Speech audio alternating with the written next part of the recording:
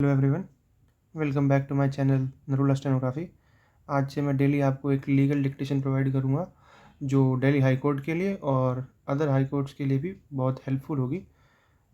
तो शुरू करते हैं। Starts in 5 seconds। Start.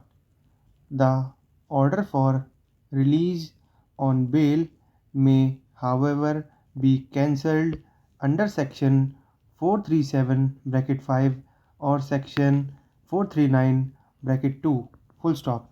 Generally, the grounds for cancellation of bail broadly are interference or attempt to interfere with the due course of administration of justice, or evasion or attempt to evade the course of justice, or abuse of the liberty granted to him, where bail has been granted under the proviso to section 167 bracket 2 for the default of the prosecution in not completing the investigation in 60 days after the defect is cured by the filing of a charge sheet.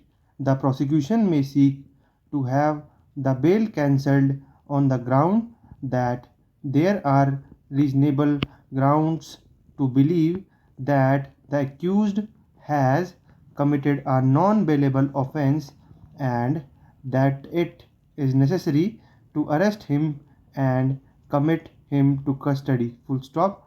In the last mentioned case, one would expect very strong grounds indeed. Full stop.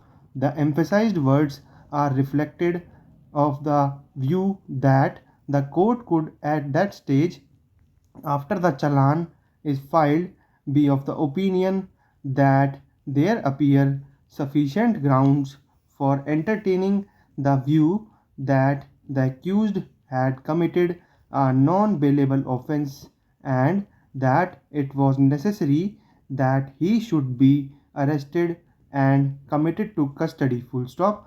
Besides the aforementioned ground for cancellation, a ground singularly sufficient and special to an order on default, the court may also arrest and commit to custody such person on other grounds judicially noted and other relevant, such as tampering of evidence, etc.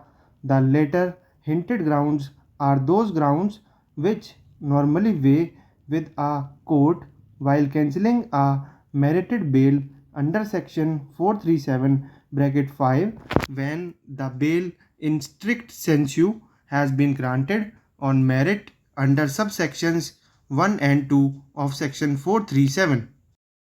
A deemed bail under chapter 33 under the thrust of section 167 bracket 2 as is discernible appears to me on a different footing, permitting cancellation of bail not only on the well-known grounds for cancellation of bail, but also on the special singular ground on the courts entertaining the view that there are sufficient grounds that the accused had committed a non-bailable offence, and that it was necessary that he should be arrested and committed to custody.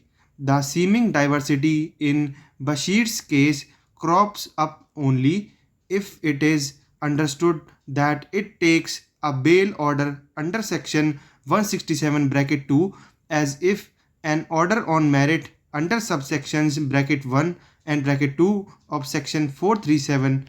But if the fiction as it appears to me extends to the extent of the bail order being treated as if passed under chapter 33, and that too under subsections 1 and 2 of section 437, read with the provisions of section 167 bracket 2 as part and parcel of that chapter, so that the bail order remains an order passed on default and not on merit, the tangency disappears.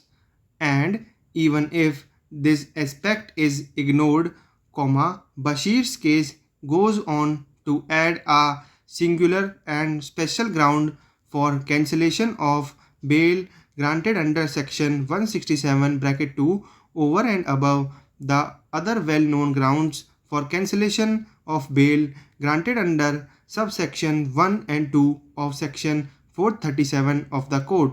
The provision employable in that event again in section 437 bracket 5 of the code, notwithstanding the text of the provision, for besides that there is no other provision with the court.